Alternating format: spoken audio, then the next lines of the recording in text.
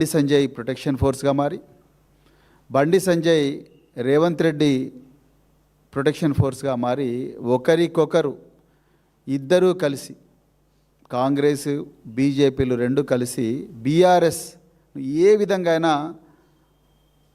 పక్కకు పెట్టాలి, ఈ తెలంగాణ ముఖ చిత్రంపై బీఆర్ఎస్ ఆనవాళ్ళు ఏవైతే ఉన్నాయో ఆనవాళ్ళన్నింటినీ కూడా చెరిపేయాలని ప్రయత్నం చేస్తూ ఉన్నారు. అందులో భాగంగానే మరి మున్సిపల్ ఎన్నికల్లో జరుగుతున్న దుర్మార్గాలు, నేను జరుగుతున్న దుర్మార్గాలను ఎందుకంటున్నా అంటే మున్సిపల్ ఎన్నికల నోటిఫికేషన్ వచ్చిన ప్రక్రియ నుండి వచ్చిన తీరు నుండి మున్సిపల్ ఎన్నికల్లో జరిగిన ప్రచారం యొక్క తీరు, అందులో అధికారుల పాత్ర, కాంగ్రెస్ బీజేపీల పాత్ర, అదేవిధంగా మున్సిపల్ ఎన్నికలు జరిగిన రోజు ఎన్ని దుర్మార్గాలు జరిగినాయి, కేవలం తెలంగాణ ప్రజానీకమే కాదు యావత్ దేశ ప్రజానీకం ఈ దుర్మార్గాన్ని చూసింది. ఎంత దౌర్జన్యంగా అధికార పార్టీ నేతలు గంజాయి మత్తులో రోడ్ల మీదకి రౌడీలను తీసుకొచ్చి విధుల్లో ఉన్న పోలీస్ అధికారులను 100 మీటర్ల లైన్ దాటి బెదిరించిన విషయాలు యావత్తు ప్రపంచం గమనించింది. వాళ్ళ మీద ఇంతవరకు చర్యలు లేకపోగా అన్ని దౌర్జన్యాలకు పాల్పడ్డ కాంగ్రెస్ బీజేపీ నాయకుల మీద ఏమాత్రం చర్యలు లేకపోగా ఎలక్షన్లు అయిపోయిన తర్వాత మున్సిపల్ వైస్ చైర్మన్ ఎన్నిక ఏదైతే ఉన్నదో ఆ ఎన్నిక అనేది ఇంకా దుర్మార్గంగా చేయబడుతున్నది. నిజానికి ఎలక్షన్ కమిషన్ తెలంగాణలో ఉందా లేదా అన్న అనుమానం కేవలం బీఆర్ఎస్ పార్టీకే కాదు 4 కోట్ల తెలంగాణ ప్రజలకు అనుమానం వస్తూ ఉన్నది. ఈరోజు 4 ఎన్నికలు జరిగినాయి. నిన్న అమన్గల్లోనైతే నిన్న కళ్ళతో చూశాను. అమన్గల్లో ఒక బీఆర్ఎస్ కార్పొరేటర్ను బలవంతంగా తీసుకొని పోయి మరి కాంగ్రెస్ వాళ్ళు కలుపుకొని ఒక్కటే సీట్ వచ్చిన కాంగ్రెస్ పార్టీ ఇప్పుడు బీజేపీ సపోర్ట్తోని వైస్ చైర్మన్ 2 కూడా వాళ్ళు తీసుకున్నారు. మేము మొదటి నుంచి చెప్తున్నాము, తెలంగాణలో మోడీ, అదేవిధంగా దేశంలో మోడీ, తెలంగాణలో రేవంత్ రెడ్డి, వీళ్ళిద్దరు కూడా బడే బాయి చోటే బాయి సంబంధంతో ప్రతిరోజు కూడా మరి తెలంగాణ ప్రజలను పీల్చి పిప్పి చేస్తూ ఉన్నారు, తెలంగాణ ప్రజలను దౌర్జన్యం చేస్తూ ఉన్నారు, అదేవిధంగా తెలంగాణ ప్రజలందరినీ కూడా పక్కదో పట్టిస్తున్నారని చాలా క్లియర్గా మేము అర్థమవుతుంది. కానీ నేను అమన్గల్లో అయితే మా కళ్ళతో చూసినాం, బీజేపీ కాంగ్రెస్ ఒకటే సీట్ వచ్చిన కాంగ్రెస్కు బీజేపీ సపోర్ట్ చేసింది. దాన్ని ప్రొటెస్ట్ చేసినందుకు ఎవరైతే వీరోచితంగా పోరాడినరో ఆ వీరోచితంగా పోరాడిన బీఆర్ఎస్ నాయకుల మీద నిన్న సాయంత్రం SC/ST prevention of atrocities case పెట్టి 5 మందిని రాత్రికి రాత్రి ఉదయం నిద్రలో ఉన్న వాళ్ళని తీసుకుపోయి జైల్లో పడేసారు. ఇక పోతే ఇప్పుడు జరుగుతుంది, ఇప్పుడు నేను ఇట్లా మాట్లాడుతున్నా అక్కడ గొడవలు జరుగుతూ ఉన్నాయి. మొట్టమొదటి నేను కేతన్పల్లి గురించి చెప్తా. కేతన్పల్లి అంటే మంచిర్యాల జిల్లా. కేతన్పల్లిలో బీఆర్ఎస్ దగ్గర క్లియర్ కట్ మెజారిటీ ఉన్నది. 14 బీఆర్ఎస్ ప్లస్ CPI కూటమి దగ్గర ఉన్నాయి, 10 కాంగ్రెస్ దగ్గర ఉన్నది. నిన్న జరగాల్సిన ఎన్నిక ఈ రోజుకు పోస్ట్పోన్ అయింది. రకరకాల చిల్లర కారణాలు చెప్పి పోస్ట్పోన్ చేసిండ్రు. ఇంకా ఈరోజు గౌరవ మంత్రి జి వివేకానంద్, అదేవిధంగా వాళ్ళ తనయుడు MP గడ్డం వంశీకృష్ణ, వీళ్ళిద్దరూ కార్లల్లో మంది మార్బలాన్ని వేసుకొచ్చి లోపల ఏ గొడవ జరగకపోయినా కాంగ్రెస్ కౌన్సిలర్లు వాళ్ళిద్దరి మీద ఎవరో దాడి చేసిండ్రని, వర్బల్గా దాడి చేసిండ్రని చెప్పేసి మరి దాన్ని ఇలా పోస్ట్పోన్ చేయించారు. ఇప్పటికి కూడా మనం ఇక్కడ మాట్లాడుతున్నాం, 14 మంది బీఆర్ఎస్ కౌన్సిలర్లు మాకు ఎన్నిక జరగాల్సిందే అని చెప్పి వాళ్ళు కూర్చున్నారు ఇలా మున్సిపాలిటీ ఆఫీస్లో, కానీ ఎన్నిక జరగనివ్వడం లేదు. ఆయన మంత్రి పోస్ట్పోన్ చేయమన్నాడు, పోస్ట్పోన్ చేసినారు, వెళ్ళిపోయినారు. మరి ఎలక్షన్ కమిషన్ ఎక్కడుంది? నిజంగా ఎలక్షన్ ప్రక్రియ మంత్రి కొడుకైన ఒక ఎంపీ నిర్ణయించాలనుకున్నప్పుడు ఎలక్షన్ కమిషన్ ఎందుకు పెట్టిండ్రు? రాజ్యాంగంలో ఎలక్షన్ కమిషన్ ఉండాలి, స్టేట్ ఎలక్షన్ కమిషన్ ఉండాలి అన్న అధికరణం ఏదైతే ఉందో ఆ అధికరణం డాక్టర్ బిఆర్ అంబేద్కర్ గారు ఊరికనే రాసిండ్రా? పోనీ రాజ్యాంగం చదివే, రాజ్యాంగం పట్టుకొని తిరుగుతున్న రాహుల్ గాంధీకి ఈ విషయం తెలుసా, లేకపోతే అది కేవలం డ్రామానా? ఇది పక్కా డ్రామా అనేది క్లియర్గా అర్థమవుతా ఉన్నది. 14 మంది బీఆర్ఎస్ ప్లస్ కాంగ్రెస్ వాళ్ళు సంపూర్ణమైన మెజారిటీ ఉన్నది. ఆ సంపూర్ణమైన మెజారిటీ ఉన్నప్పటికీ కూడా ఎలక్షన్లు పోస్ట్ పోయించడానికి కారణం ఏంటి? ఎవరైనా కొట్టుకున్నారా, తిట్టుకున్నారా? వాళ్ళు మాట్లాడుకుంటే అయిపోయిందా? గొడవ అవుతుందని చెప్పేసి మీరు పోస్ట్పోన్ చేయండి అంటే మంత్రి చెప్పిండని పోస్ట్పోన్ చేస్తున్నారు. మరి ఎలక్షన్ కమిషన్ ఏం చేస్తున్నది? సో ఇప్పటికి కూడా ఈ టైం మనం మాట్లాడుతున్నప్పుడు కూడా వాళ్ళందరూ 14 మంది లోపలే కూర్చున్నారు. కోరం పర్ఫెక్ట్గా ఉన్నది, మరి ఎందుకు చేయడం లేదు? దాని మీద ఎవరు కూడా మాట్లాడడం లేదు. అది ప్రశ్నించడానికి నిజానికి పొద్దున్న నుంచే గొడవ చేస్తున్నారు. పోలీసు వాళ్ళందరూ కూడా అధికార పార్టీ తొత్తులుగా, నేను పోలీస్ శాఖ నుంచి వచ్చిన ఒక అధికారిగా ఈ మాట చెప్పాలంటేనే బాధ అనిపిస్తున్నది, కానీ చెప్పక తప్పడం లేదు. ఇంకా చాలా ఉదాహరణలు ఉన్నాయి.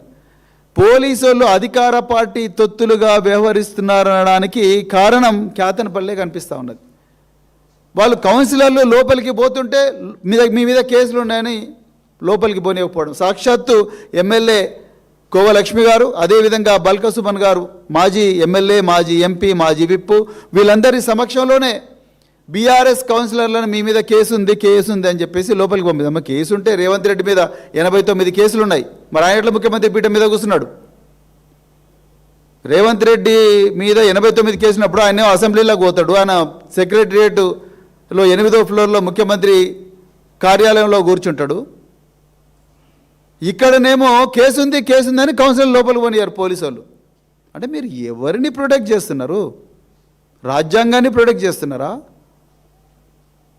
ఈ విషయం మీద స్పష్టమైన సమాధానం ఎలక్షన్ కమిషన్ ఇవ్వాలి. ఇక రెండవది, జనగామలో ఒక ఇండిపెండెంట్ కౌన్సిలర్, బీఆర్ఎస్ వాళ్ళు సపరేట్గా కూర్చున్నారు, కాంగ్రెస్ వాళ్ళు సపరేట్గా కూర్చున్నారు, ఇండిపెండెంట్ సపరేట్గా కూర్చున్నారు. ఒక ఇండిపెండెంట్ కౌన్సిలర్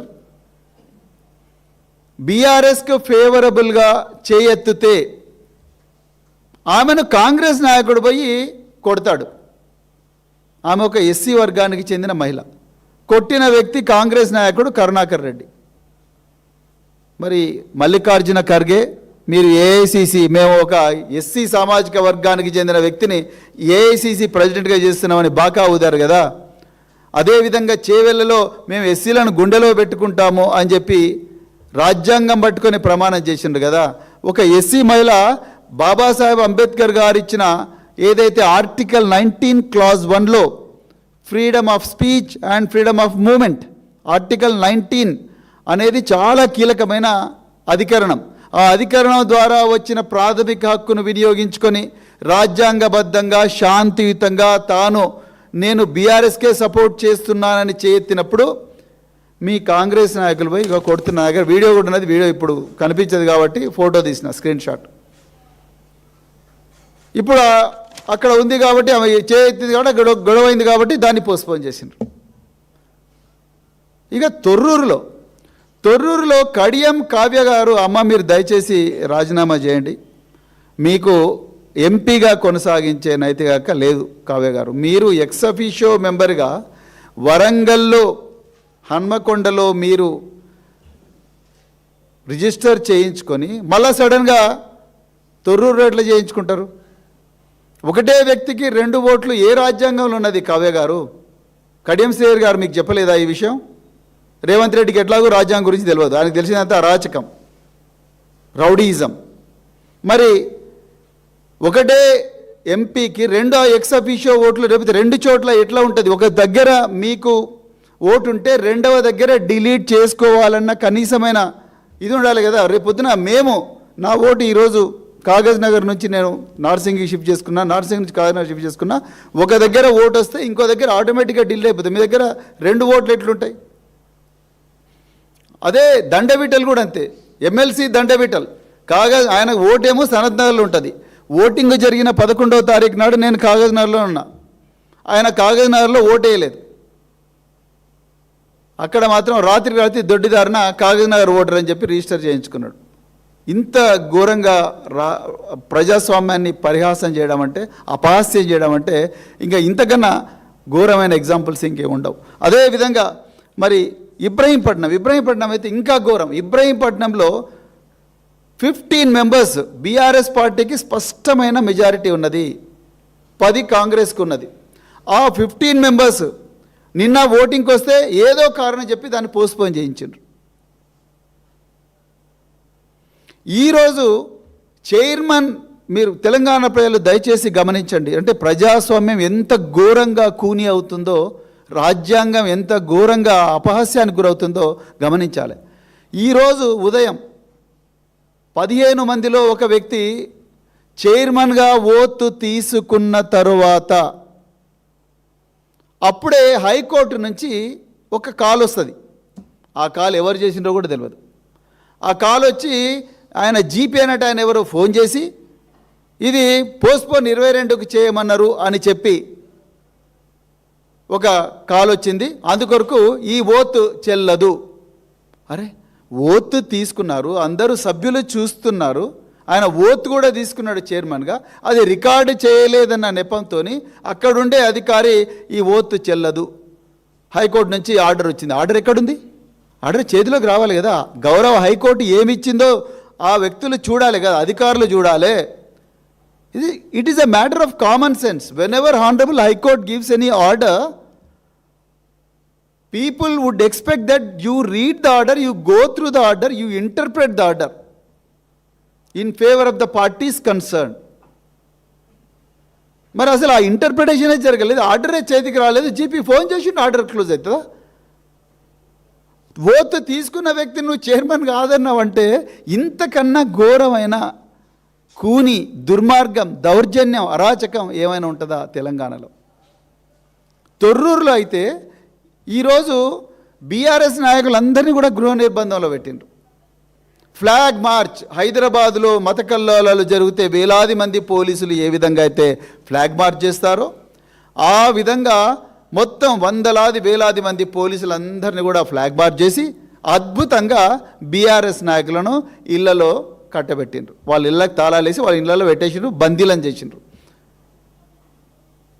చాలా గొప్పగా కాంగ్రెస్ నాయకులకేమో ఫ్రీడమ్ కల్పించి మీరు రోడ్ల మీద తిరుగుండ్రి, మీరు ఏమైనా ఎంజాయ్ చేయండి, బీఆర్ఎస్ వాళ్ళు మాత్రం లోపలనే ఉండాలని వాళ్ళకి ఆదేశాలు వచ్చినాయి. అవే ఆదేశాలు ఫ్లాగ్ మార్చ్తో చేసి చక్కగా మొత్తం కూడా కర్ఫ్యూ వాతావరణం విధించి అక్కడ తీసుకుపోయి మరి ఇవాళ కడియం కావ్య ఓటుతోని తొర్రూరులో వాళ్ళు చైర్మన్ పదవి కైవసం చేసుకున్నారు, చైర్మన్ వైస్ ప్రెసిడెంట్ కైవసం చేసుకున్నారు. అదేవిధంగా ఇంకా చాలా చోట్ల కూడా అంతే, ఇబ్రహీంపట్నం, తొర్రూరు, జనగామ, క్యాతన్పల్లిలో ఇంకా బీజేపీ, కాంగ్రెసు, మరి నరేంద్ర మోడీ గారు, అమిత్ షా గారు, ఇక్కడ రాహుల్ గాంధీ, సోనియా గాంధీ గారు, మీరు చేస్తున్నామన్నది డ్రామాలు అనేది మేము మొదటి నుంచి చెప్తున్నాం. బీఆర్ఎస్ పార్టీ మొదటి నుంచి చెప్తుంది, మీరు ఈ తెలంగాణలో చేస్తున్నదంతా కూడా కేవలం డ్రామా. ఒక మూవీ దర్శకుడు ఏ విధంగా అయితే కథ, స్క్రీన్ ప్లే, దర్శకత్వం వహించి ఇస్తారో ఆ విధంగా మీరు ఒక స్క్రిప్ట్ రాసుకున్నారు, దాని ప్రకారమే మీరు యాక్షన్ చేస్తున్న చాలా క్లియర్గా అర్థమైపోయింది. అందుకొరకు నేను మొదటినే చెప్పిన, Revanth Reddy is acting like Bandi Sanjay or BJP security force.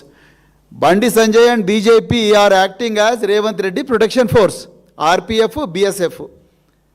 ఒకరు ఆర్పిఎఫ్, ఇంకొకరు బిఎస్ఎఫ్. మీరిద్దరు ఒకరికొకరు పరస్పర సహకారం చేసుకుంటున్నారు అనేది మేము ఎప్పటి నుంచో చెప్తున్నాం. మీరు మాత్రం ఖండిస్తూ అది చేస్తూ డ్రామాలు చేస్తున్నారు. ఇవాళ మీరు బరి తెగించి బాహాటంగా బయటపడ్డారు. కాగజ్ నగర్లో కాంగ్రెసు, బీజేపీ చేతులు కలిపినరు. అదేవిధంగా ఆమన్గల్లో మొత్తం ప్రపంచం అంతా చూసింది, కాంగ్రెసు, బీజేపీ చేతులు కలిపినరు. మొయినాబాద్లో అదే జరిగింది, నర్సాపూర్లో అదే జరిగింది, అలియాబాద్లో అదే జరిగింది, కరీంనగర్, ఉమ్మడి కరీంనగర్ జిల్లా అంటే జగిత్యాల జిల్లా మెట్పల్లిలో కూడా అదే జరిగింది. తెలంగాణ ప్రజలు దయచేసి గమనించాలి, ఈ జాతీయ పార్టీలైన బీజేపీ అదేవిధంగా కాంగ్రెస్లు ఈ తెలంగాణ సంపదను, ఏ మహనీయుడి జన్మదినం ఈరోజు మనం జరుపుకుంటున్నామో, ఏ పోరాట యోధుడి జన్మదినం ఈరోజు జరుపుకుంటామో, ఆ పోరాట యోధుడు కష్టపడి ప్రాణత్యాగానికి కూడా సిద్ధపడి తీసుకొచ్చిన తెలంగాణలో ఉన్న సంపద, సృష్టించబడ్డ సంపదను పట్టపగలే దోపిడీ చేసి అది ఢిల్లీకి మోసుకొని పోవడానికి, తెలంగాణ ప్రజల నోట్ల మట్టి కొట్టడానికి వీళ్ళేస్తున్న ఒక భారీ పన్నాగంలో భాగమే ఈ అక్రమ కలయిక. అదేవిధంగా మున్సిపల్ ఎన్నికల్లో జరుగుతున్న అక్రమాలు, దౌర్జన్యాలు. నేను చివరిగా ఒక్కటే ప్రశ్న అడుగుతున్నాను. స్టేట్ ఎలక్షన్ కమిషన్, మేము చిన్నగా ఉన్నప్పుడు చదువుకున్నాం. మేము 1990s పివి నరసింహారావు గారు ప్రధానమంత్రిగా ఉన్నప్పుడు, అంతకుముందు ఇంకా చాలామంది ప్రధానమంత్రులు, దేవగౌడ గారు, తర్వాత ఐకే గుజరాల్ గారు ప్రధానమంత్రిగా ఉన్నప్పుడు టిఎన్ శేషన్ అనే ఒక చీఫ్ ఎలక్షన్ కమిషనర్ ఉండేవారు. అంతకుముందు పేరి శాస్త్రి, రమాదేవి, ఎంతోమంది ఉండేవాళ్ళు. కానీ టిఎన్ శేషన్ గారు ఎలక్షన్ కమిషన్కు ఒక శాంక్టిటీ, ఒక పేరు, ఒక దేశంలో సక్రమంగా ఎలక్షన్లు జరగాలి, రాజ్యాంగం ధర్మం 4 పాదాల మీద నడవాలి, రాజ్యాంగబద్ధంగా పాలన జరగాలంటే ఎలక్షన్లు దేశంలో నిష్పక్షపాతంగా జరగాలి, రాగద్వేషాలకు అతీతంగా జరగాలని చెప్పేసి అబ్జర్వర్ సిస్టమ్ అని రకరకాల కార్యక్రమాలు పెట్టి ఆ ఎలక్షన్ కమిషన్కు ఒక శాంక్టిటీ తీసుకొచ్చారు. అక్కడి నుండి ఈరోజు తెలంగాణలో ఎలక్షన్ కమిషన్ సాక్షిగా అక్రమాలు జరుగుతూ ఉన్నాయి. ఏ కారణం లేకుండా చైర్మన్, వైస్ చైర్మన్ ఎన్నిక ఎందుకు పోస్ట్పోన్ చేస్తున్నారు? జనగామలో అయితే కాంగ్రెస్ నాయకుడు పొయ్యి ఆ మహిళను గట్టిగా కొట్టి చేయి కింది పడేస్తాడు, గొడవ జరుగుతుంది, పోలీసు వాళ్ళు లోపలికి కురుకుతారు. అసలు పోలీసు వాళ్ళు ఎందుకు పోయారు లోపలికి? పోలీసు వాళ్ళు అసెంబ్లీకి పోలీసు వాళ్ళు పోతే రాణిస్తారా? పార్లమెంట్లోకి పోలీసు వాళ్ళని రాణిస్తారా? మరి ఈరోజు మున్సిపల్ కమిషనర్ ఆఫీసులోకి, కౌన్సిల్ ఆఫీసులోకి ఏ విధంగా పోలీసు వాళ్ళని రాణిస్తున్నారు? అంటే ఇక్కడ జరుగుతున్నది ఏందయ్యా అంటే, నేను మొదటి నుంచి చెప్తున్నా, ఇదే వేదికగా బీఆర్ఎస్ పార్టీ మొదటి నుంచి చెప్తుంది, రేవంత్ రెడ్డి గారు ప్రణాళికాబద్ధంగానే నరేంద్ర మోడీ గారి ఆశీర్వాదంతోనే ముఖ్యమంత్రితోనే ఉన్నారు, హోం మంత్రిత్వ శాఖ కూడా తన దగ్గరే పెట్టుకున్నారు. ఎందుకు అంటే ఇందుకోసమే, ప్రజాస్వామ్యాన్ని కూని చేయాలి, రాజ్యాంగాన్ని నాశనం చేయాలి. రాహుల్ గాంధీ కేవలం డ్రామా వేస్తున్నాడు అక్కడ, అది రేవంత్ రెడ్డికి కూడా తెలుసు, అది డ్రామా అని రాహుల్ గాంధీ గారికి కూడా తెలుసు. సో ప్రజాస్వామ్యాన్ని కూని చేయాలంటే పోలీసు వ్యవస్థ తప్పనిసరిగా నా చేతిలో ఉండాలి. ఉంటేనే ఏవైతే సాక్రెడ్ ప్లేసెస్ అంటే పవిత్రమైన స్థలాలు, అసెంబ్లీ కానీ లేకపోతే కౌన్సిల్ కానీ లేకపోతే ఏవైతే ఉన్నాయో దాంట్లో కూడా నేను చొచ్చుకొని పోయి పోలీసు డిపార్ట్మెంట్ ఉపయోగించి, అధికార యంత్రాంగాన్ని ఉపయోగించి వీళ్ళందరినీ కూడా నేను కట్టడి చేయొచ్చు. నా ఆడింది ఆట, అందుకొరకే అన్నాడు కదా, నేనే రాజు నేనే మంత్రి అన్నారు రేవంత్ రెడ్డి. ఇదే నేనే రాజు నేనే మంత్రి అంటే ప్రజాస్వామ్యం లేదు, రాజరిక యుగంలోకి పోదాం. మిడివల్ సొసైటీ ఏదైతే ఉందో, మధ్య ప్రాచీన రాతి యుగంలో ఎట్లయితే మనం రాజుల గురించి చదువుకున్నామో ఆ రాజరిక పాలన మళ్ళీ రావాలి, మొత్తం కూడా నా కంట్రోల్లో ఉండాలి, మిగతా అంతా కూడా డమ్మీలు, రాజ్యాంగబద్ధ సంస్థలు ఇవన్నీ కూడా పనికిరావు అని చెప్పి రేవంత్ రెడ్డి గారు ప్రూవ్ చేస్తున్నారు. అందుకొరకే స్టేట్ ఎలక్షన్ కమిషన్ వీళ్ళ చేతులు ముడుచుకొని కూర్చున్నది. మరి ఎందుకు ఇవాళ జగ్గారెడ్డిని అరెస్ట్ చేయలేదు? మరి నిజంగా స్టేట్ ఎలక్షన్ అంత పవర్ఫుల్ అయితే జగ్గారెడ్డిని అరెస్ట్ చేయాలి కదా, ధర్మపురి అరవింద్ గారిని అరెస్ట్ చేయాలి కదా, జగ్గారెడ్డి గారిని కూడా అరెస్ట్ చేయాలి. ఆయన అనుకున్న అబ్బాస్ అండ్ మాజీద్ అని 2 రౌడీ షీటర్లు ఉన్నారు, వాళ్ళని కూడా అరెస్ట్ చేయాలి కదా. వాళ్ళు ఓటర్లే కాదు, సంగారెడ్డి ఓటర్, వాళ్ళని కూడా అరెస్ట్ చేయాలి కదా. కనీసం హోంమంత్రి, ముఖ్యమంత్రి ఒకరైనప్పుడు ఆ హోంమంత్రి ఆ తిట్లు తిన్న పోలీస్ అధికారులు ఎవరైతే ఉన్నారో, అవమానించబడ్డ పోలీస్ అధికారులు, అవమానించే వాళ్ళందరికీ జగ్గారెడ్డి తరపున సారీ అనే చెప్పాలి కదా. రేవంత్ రెడ్డి గారు ఇవన్నీ చెప్పడం లేదు అని అంటే ఆయన చాలా పక్కా ప్రణాళికతోనే పోలీసు డిపార్ట్మెంట్ను వాడుకొని బీఆర్ఎస్ పార్టీని ఖతం చేయాలని చూస్తున్నారు. అయితే నేను రేవంత్ రెడ్డి గారికి 4 కోట్ల మంది తెలంగాణ పిల్లల తరపున ఒక్కటే చెప్పదలుచుకున్నా, రేవంత్ రెడ్డి గారు మీలాంటి వాళ్ళను ఈ ప్రపంచ చరిత్ర చాలామందిని చూసింది. హిట్లర్ను ప్రపంచం ఏం చేసిందో మీకు తెలుసు, ముసోలిని ప్రపంచం ఏం చేసిందో తెలుసు, ఇంకా రకరకాల డిక్టేటర్లు ఎవరైతే ఉన్నారో ప్రపంచం ఏం చేసిందో మీకు తెలుసు, నేపాల్లో ఏం జరుగుతుందో మీకు తెలుసు, బంగ్లాదేశ్లో ఏం జరుగుతుందో మీకు తెలుసు, మడగాస్కర్లో తెలుసుకోకపోతే తెలుసుకోండి, మీ చుట్టుపక్కల చాలామంది ఉన్నారు కదా వంది మగధులు, వాళ్ళని అడిగి తెలుసుకోండి. మడగాస్కర్లో ఏమైందో చూడండి, టాంజాన్లో ఏమైందో చూడంండి, బంగ్లాదేశ్లో ఏమైందో చూడండి, పక్కన శ్రీలంకలో ఏమైందో చూడండి, అదేవిధంగా భారతదేశానికి ఉత్తరాన ఉన్న నేపాల్లో ఏమైందో చూడండి. అణచివేత అనేది తిరుగుబాటుకు దారితీస్తుంది. నిజంగా ఇలాంటి అరాచక పాలన జరిగినప్పుడు, ఇలాంటి ఘోరాలు జరిగినప్పుడు రాజ్యాంగబద్ధ సంస్థలైన స్టేట్ ఎలక్షన్ కమిషన్ కానీ గౌరవ కోర్టులు కానీ ఇవన్నీ కూడా అడ్డం వచ్చి రాజ్యాంగాన్ని రక్షించి ఈ రాజ్యాంగబద్ధ పాలనను అడిగేటట్టు చూడాలి. కానీ స్టేట్ ఎలక్షన్ కమిషనే ఏం మాట్లాడకుండా పోతే, కనీసం వాళ్ళు ఒక నోటీస్ ఇవ్వలేకపోతే, ఏకంగా వికారాబాద్లో హస్తం గుర్తుకే మన ఓటు అని చెప్పి ముఖ్యమంత్రి మోడల్ కోడ్ ఆఫ్ కండక్ట్ను ఉల్లంఘించి మాట్లాడుతున్నప్పుడు కనీసం ఆయనకు నోటీస్ అని ఇవ్వాలి కదా ఎలక్షన్ కమిషనర్ గారు. ఏమున్నది ఈ పోస్ట్ ఇవాళ ఉంటే రేపు పోతుంది. ఇవాళ అధికారులు కూడా అదే అడుగుతున్నా, ఎందుకు మీరు వీళ్ళందరినీ అరెస్ట్ చేయడం లేదు? ఎందుకు మీరు అధికార పార్టీకి తొత్తులుగా వ్యవహరిస్తున్నారు?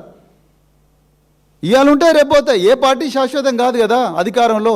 రాబోయే రోజుల్లో తప్పకుండా బీఆర్ఎస్ పార్టీ అధికారంలోకి వస్తుంది, రాజ్యాంగబద్ధంగా వస్తుంది, ప్రజాస్వామ్యబద్ధంగా వస్తుంది. తెలంగాణ ప్రజలు కోరుకుంటున్నారు, వాళ్ళ మద్దతుతో ఇవాళ రేపు బీఆర్ఎస్ పార్టీ అధికారంలోకి రాబోతున్నది. ఎందుకు మీరు ఈ పోస్టింగ్ల గురించి రేవంత్ రెడ్డి గారు మిగతా కాంగ్రెస్ లీడర్లు ఏం చెప్తే అదంతా చేస్తున్నారు? అసలు నేను ఓటు ట్రాన్స్ఫర్ కోసం అడిగితే నాకు చేస్తారా అంటే అధికారులు, మీరు ఎంఆర్ఓలు, ఆర్డీఓలు కడియం కావ్య గారికి ఏ విధంగా చేశారు? దండ విఠల్ గారికి దొడ్డిదారిన ఏ విధంగా చేశారు? మేము అడిగితే చేస్తారా? ఒక కామన్ మ్యాన్ ఎవరైనా వచ్చి నా ఓటు ట్రాన్స్ఫర్ చేయమంటే 3 నెలలు సతాయిస్తారు. వీళ్ళ నేమ్స్ ఎలక్టోరల్ రోల్స్ ఉండాలి కదా. మీరే అన్నారు హైకోర్టు ఆర్డర్ ఉంది అని. మరి ఎలక్టోరల్ రోల్స్లో వీళ్ళ నేమ్స్ 25 అక్టోబరే కదా, అక్టోబర్ నాటికే క్లోజ్ కావాలి ఇవన్నీ కూడా. మరి ఇప్పుడు కొత్తగా ఎట్లా వచ్చినాయండి? మళ్ళీ చెప్తున్నాం, రాజ్యాంగబద్ధమైన సంస్థలు ఫెయిల్ అయితే ప్రజల లోపల తిరుగుబాటు వస్తుంది. రేపు నేపాల్ తరహా, బంగ్లాదేశ్ తరహా, లేకపోతే శ్రీలంక తరహా తిరుగుబాటు ఈ దేశంలో, మరి ముఖ్యంగా తెలంగాణ రాష్ట్రంలో వస్తే అది దానికి ప్రధానమైన కారకుడు రేవంత్ రెడ్డి అవుతాడు, కాంగ్రెస్ పార్టీ అవుతుంది, బీజేపీ పార్టీలు అవుతాయి. మీరిద్దరూ కలిసి ఇక్కడ ప్రజాస్వామ్యాన్ని కూని చేస్తున్నారు. సో అందుకొరకే మేము మళ్ళొకసారి తెలంగాణ ప్రజలకు మరి నివేదించుకుంటున్నాం. వాస్తవాలు మీకే చెప్పాలి, ఎందుకంటే రాజ్యాంగబద్ధ సంస్థలు ఫెయిల్ అయినాయి. మరి రాజ్యాంగబద్ధ సంస్థలు ఫెయిల్ అయినప్పుడు ప్రజలే మరి చరిత్ర నిర్మాతలు అవుతారు, ప్రజలే న్యాయ నిర్ణేతలు అవుతారు. ఇలా ఇబ్రహీంపట్నం అయితే it has become a big joke. ఇబ్రహీంపట్నంలో బీఆర్ఎస్ కౌన్సిలరే ఆరోగ్యం బాగలేక ఆయన ఇంట్లో ఉంటే తప్పిపోయిండని చెప్పేసి వాళ్ళ కుటుంబంతో కాంగ్రెస్ నాయకులు హైకోర్టులో ఇప్పిస్తారు. ఇప్పుడు వాళ్ళేమో ఇప్పుడు హైకోర్టుకు పోతున్నారు, అయ్యా నేను సజీవంగానే ఉన్నాను, నేను ప్రజెంట్గానే ఉన్నాను, నేను లేనట్టుగా మీకు తప్పుడు సమాచారం ఇచ్చి గౌరవ హైకోర్టును కూడా పక్కదోవ పట్టించిండ్రు అని చెప్పి వాళ్ళందరూ కలిసి ఇప్పుడు హైకోర్టుకు పోతున్నారు. అధికారులు ఎప్పుడైనా కూడా న్యాయం వైపు ఉండాలి, ధర్మం వైపు ఉండాలి, రాజ్యాంగం వైపు ఉండాలి, ప్రజాస్వామ్యం వైపు ఉండాలి, రూల్స్ వైపు ఉండాలి, చట్టాల వైపు ఉండాలి. అంతే తప్ప గుండగాళ్ళు, రౌడీలు, దుర్మార్గులు, నేరస్తులు వాళ్ళ వైపు, వాళ్ళు ఏ డ్రెస్సులలో ఉన్నా కూడా వాళ్ళ వైపు ఉంటే జరిగేది మరి ఇదే జరుగుతుంది, అరాచకమే జరుగుతుంది. అందుకొరకు దయచేసి మరి మేము ఇదే విషయాలన్నీ కూడా మేము ఇప్పటికి కూడా చెప్తున్నాము, election commission you still have time madam, kindly మీరు అర్జెంటుగా కేతన్పల్లి, అదేవిధంగా జనగామ, అదేవిధంగా ఇబ్రహీంపట్నం, అదేవిధంగా మరి తొర్రూరులో ఏదైతే తొర్రూరు అయితే అయిపోయింది, కానీ వీటన్నిటి మీద ఎంక్వైరీ జరగాలి. మేము తప్పకుండా న్యాయస్థానాలను ఆశ్రయిస్తాం, మాకు న్యాయం జరిగేదాకా పోరాడుతూనే ఉంటాం. మరి ఇదే విషయాన్ని మేము ఈరోజు మరి స్టేట్ ఎలక్షన్ కమిషన్కు నివేదించడానికి కూడా మా దగ్గర నుంచి ఒక డెలిగేషన్ పోతుంది. మరి ఇంత ఓపికగా మరి నిజాలను బయటపెట్టి ప్రక్రియను విన్న మీడియా మిత్రులందరికీ మరి మీ ద్వారా తెలంగాణ ప్రజలకు ఈ వాస్తవాలను చేరదీసినందుకు మరొకసారి మీ అందరికీ కూడా హృదయపూర్వక ధన్యవాదాలు చెప్తూ జై తెలంగాణ, జై కేసీఆర్. అర్జెంటుగా కేసు